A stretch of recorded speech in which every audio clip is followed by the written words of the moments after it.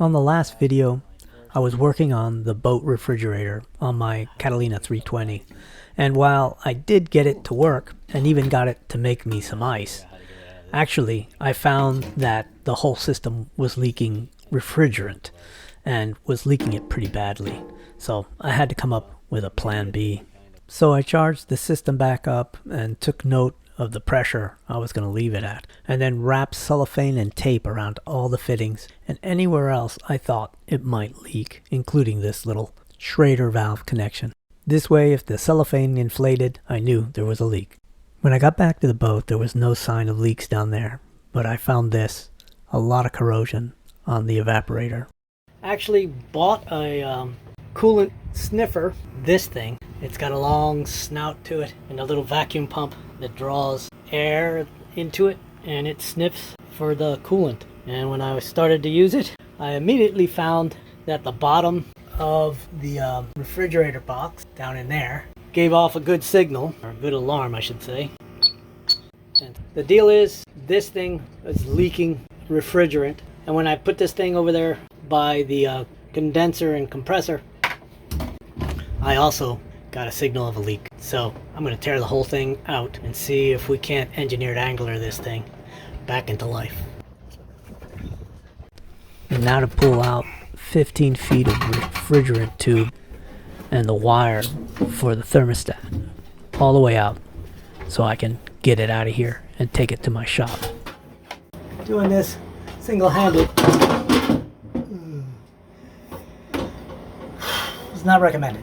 So, alright, I've got it all out. Let's get all this stuff on a trolley and scoot it up to the car. This was the major work for today. Yanking out all that tubing. And of course, there's always got to be some bloodshed. So I've got like 3 or 4 scratches on the same elbow.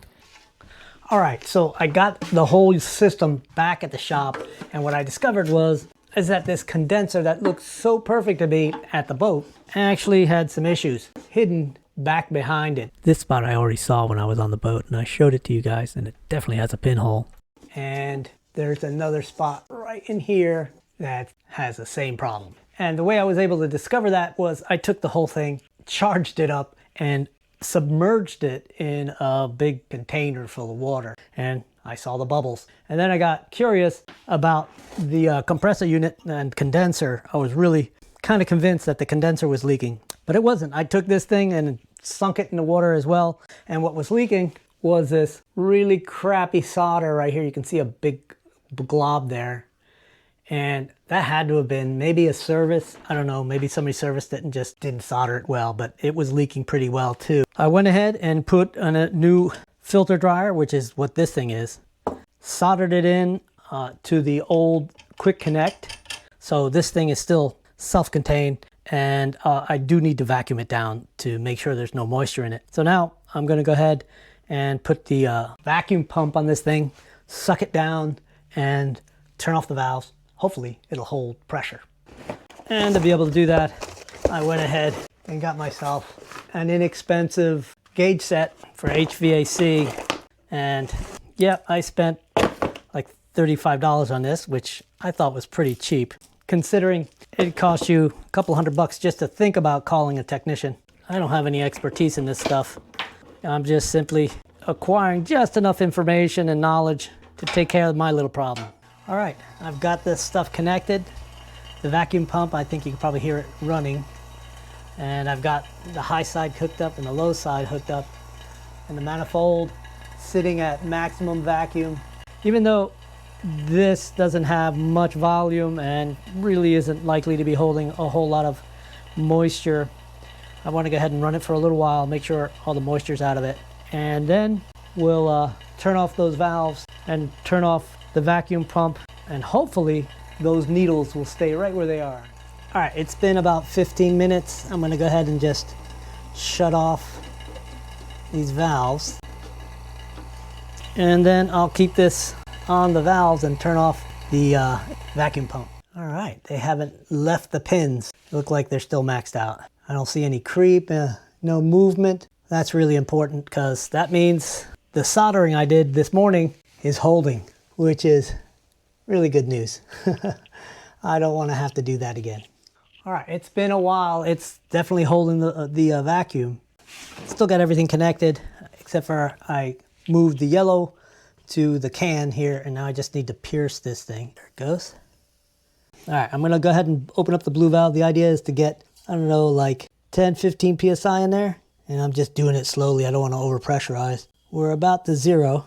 That's zero pressure right there. So we filled in the vacuum. Now I want to get to about 15 PSI. It should hold 15. That's well below the static pressure of these things. These things you sometimes run like 80 PSI on, when they're not running. So that should do it. Now I just gotta make sure I pull all this apart without leaking a bunch of refrigerant. So let's close the can first. Make sure everything else is closed. Pull these fittings off quickly. There you go. All right. All right, I've had this system under pressure for days to make sure there are no leaks. And apparently all my solders are good. Everything's holding pressure, including the old components, which is awesome because I definitely didn't want to have to replace this stuff. Since just replacing this and the copper tubes that came along with it, just this little part of the system cost me $1,000 to replace, which is absolutely abusive. It really pisses me off. I can buy a full-size home refrigerator with an ice maker and water in the door for about the same price. This is nonsense. It really, really, really pisses me off, but I had to buy it. I can't make this myself. All right, check out the size of this box. It doesn't weigh anything. Let's see what $1,000 got me.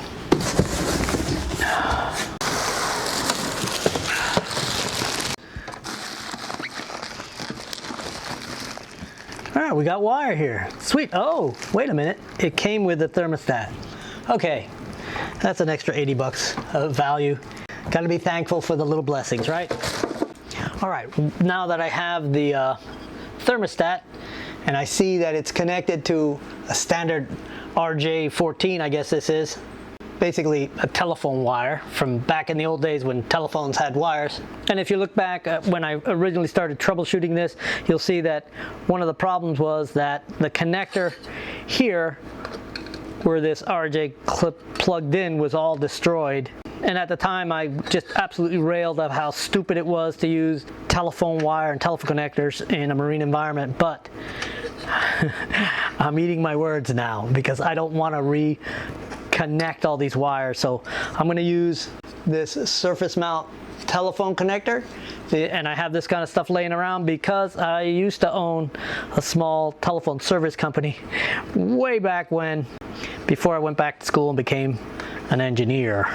Unfortunately, this connector doesn't fit in the original slot, so I'm going to have to cut a new one.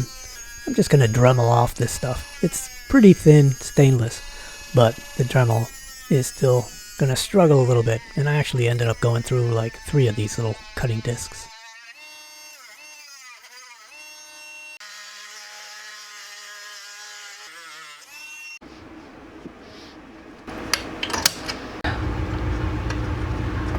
Oh yeah, look at that, perfect.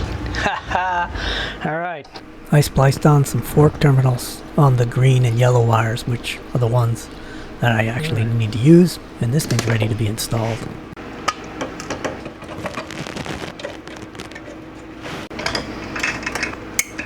All right.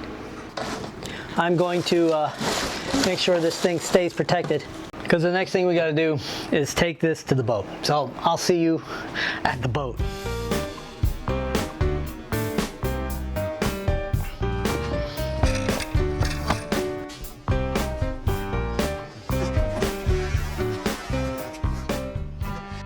All right, we're back at the boat. All the gear here. I've already got this guy on board. Lots of stuff to bring on board today, including all my tools, the evaporator and tubes. So first thing I gotta do is take this coil and straighten it out somehow in here. It's 15 feet long. I've got to get it straight enough so I can fish it to the very back of the boat. First I got to get all these warnings and instructions off here. because who needs that? Thank you, Dometic. Worth $1,000 for sure. All right, now figure out how to straighten this out without kinking or cracking. Not that there's any real room in here, but we'll figure it out. And we're just jammed up in here. I think I can just sort of unspool it gently. Oh, come on. Nice and easy.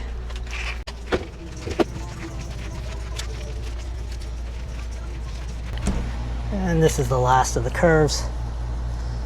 All right. And before I fish this tubing all the way to the back, I'm gonna insulate it. So I bought this sort of self-adhering bubble wrap tape. Kind of a little bit in a rush here because I've got to go pick up my wife at the airport because she's coming back from a trip. And I only really have a couple of hours to try to get something done. The tubes have to be insulated so they don't have a bunch of condensation dripping all inside the boat. And they also need some protection against chafing and rubbing. But I wasn't sure how I was going to do this, and I ended up having to do it in little 2-foot pieces because the insulation wrapped like 2.5 times around the tubes, and there was no way to do it with long pieces. So it took me a little longer, but I got it done. Alright, I got this thing completely wrapped. Now what I need to do, tie my pull string onto this thing.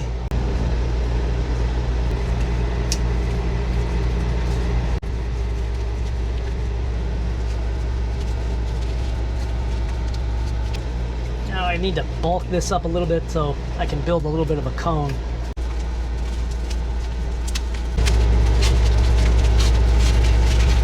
There you go. Now we got a bit of a cone, and we can see if maybe I can just shove it in there. I don't have to pull it. Yes. I thought it was going to jam right at the beginning. So this is going to be really tricky because as I'm pushing here, I'm also pulling on the evaporator that's going to want to fall off the settee. So I have to go back and alter the position of this so I have a little bit of slack.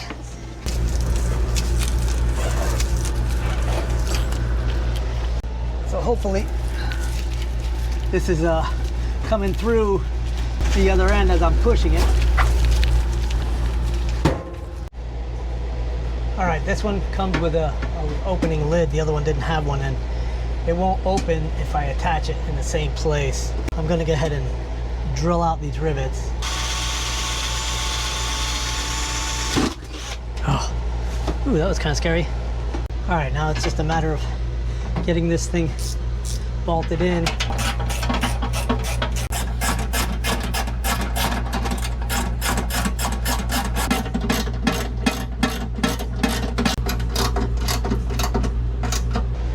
We got it installed. I've got the hose tucked up in there. I do still have to seal around the tubes there at the entrance. Whew, but I ran out of time. I've got to get going. So we'll come back in a couple of days and we'll put the compressor and condenser in, hook it all up, and have a cold drink. Yeah, I'll see you in a couple of days.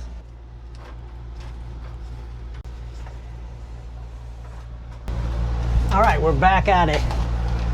And for those of you who were paying close attention while I was doing all the stuff running the tubes, that way you might have noticed that I forgot to include the thermostat wire.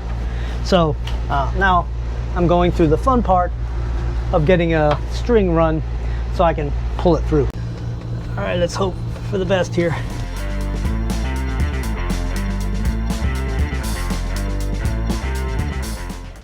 All right, that was a bit of a headache. Now this guy's got to get installed up in here, but I've got to run this guy around and connect it to the evaporator. With all those components installed, it's time to take this beast down underneath the cockpit and get it installed. Tight fit in here. This goes like this. These are our two connectors. That one goes there. This one's going to go here. Now it's just a matter of tightening them up. As you tighten them up, they sort of push in their own valves and connect, because both of these are charged already.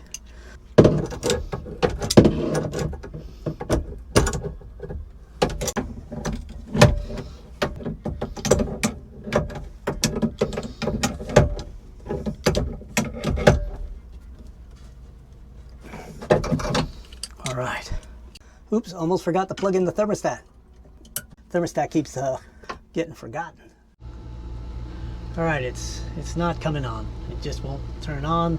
I tried kind of bridging across the thermostat to see if maybe the thermostat was bad or the wiring coming out here. I tried wiring direct from this into the compressor controller module over there, but I think this circuit board's gone bad. So after all this work, getting rid of all those leaks and everything, and now I got an electrical problem. All right, I'll let you know how it goes. All right, well, I tore this thing apart like 3 times. I finally figured it out. So this is a well-deserved win. Man, I worked for this one big time. What I found was that the wiring going from the compressor module into the compressor, there's 3 pins that go in there and they were dirty. That was one. And then this little RJ connector here was wired a little weird. So I had to just swap some wires out there. So all I gotta do is put it back together, reconnect this stuff. I think we're gonna be in the game here. All right, now it's just time to bump up the charge on this thing. I need it to be around 11 or 12 psi while it's running, so I'm just kind of giving it little bumps. Still need a little more. Well, about halfway there. All right, so I got around 12 right now. I'm gonna let it settle. Hopefully we'll start seeing some frost inside the fridge. All right, definitely making noise now. And we got frost all the way up here. A lot of condensation, of course, because everything's been open for a while. My hands are getting everything dirty. All right, that was tough. My knees are killing me from getting inside that little cockpit locker and squatting for hours. But I think we've got it done, he says for the 5th time. Anyway, I'm gonna leave it going over the weekend. Hopefully it'll stay frosty the whole time and I won't come back to a dead refrigerator. And the next video will be me sailing to Key West. Not on this boat. I was invited to crew on a racing boat, a J34 out of Sarasota, and first time doing this kind of thing. So it should be like a week-long trip. Not just to get down there, but we'll be going down there, spending a couple days, and then bringing the boat back. So it ought to be fun. I've never done that before, especially with like a 4-man crew. So wish me luck.